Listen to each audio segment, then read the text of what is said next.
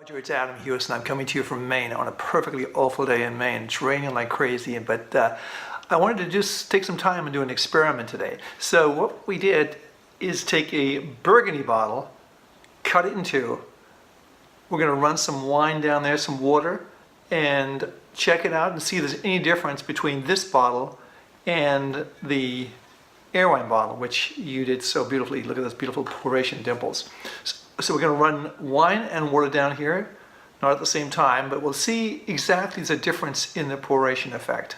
So let's go right to those experiments right. What we have here is a pretty simple setup. Here's the Burgundy bottle. It's resting on a piece of angled wood, and there's a tube and a little aquarium underwater pump that's going to pump the water and eventually the wine through this bottle. We're going to see the difference between an air wine bottle and a Burgundy bottle and what it creates the poration effect in the air wine bottle.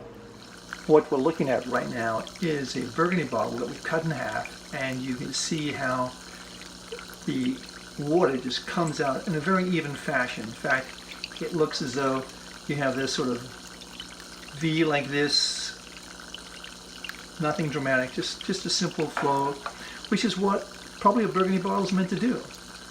But the air wine bottle does so much more. We'll look at the shape of the air wine bottle right now. We're looking at the air wine bottle, and as you can see, the pour is totally different. The shape of it is totally different from the Burgundy bottle. And what I mean by that, if you just look at the shape right here, it starts out fat, gets thin, and gets fat again. Very, very different from the Burgundy bottle. You can also see a lot more action as the water pours over the poration dimples and moves down the bottle. You see the action right there and how it comes out in a different stream than the Burgundy bottle. Very, very different. This all goes to help the wine breathe and come alive. The water running over the poration dimples. You see the agitation that's taking place right there. And as it comes down, you can see the real agitation right here coming through. And as we go further down,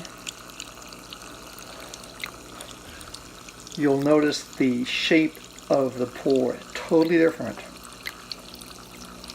The pour sort of goes in and then comes out again, goes in and comes out again. It's fatter down at this point of the pour than it is at this point of the pour. Very different from a Burgundy bottle. Same velocity of water, and that's it. Okay, so we've seen how the bottles work with just water going through them. It's clear that the air wine bottle does in fact create a turbulence and a poration effect we've talked about. Now let's see how it works with wine. So with that in mind, we went out and purchased a humongous 5-liter Franzia dark red blend. I'm not sure what kind of wine that is, but we're going to run that through the same test we did with the water and just see if there is a difference with wine. So let's go right to our makeshift lab and see how it works out. There's another clear difference. We see the fat part in the middle gets thin again, so that's really just reflecting the poration dimples. And it's just much harder to see, obviously, with red wine. But clearly there's a disruptive effect with the dimples, and that creates the shape of this pour right here. You can see fat in the middle, thin at the top, thin again.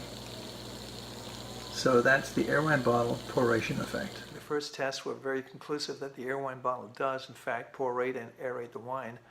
It was harder to see with the red wine, I thought, but nonetheless the stream that came out was poration, and it did change the flow of the wine, which is what we want. So anyway, thanks for watching. I hope you're having a great day, and the news here in Maine is it's still raining.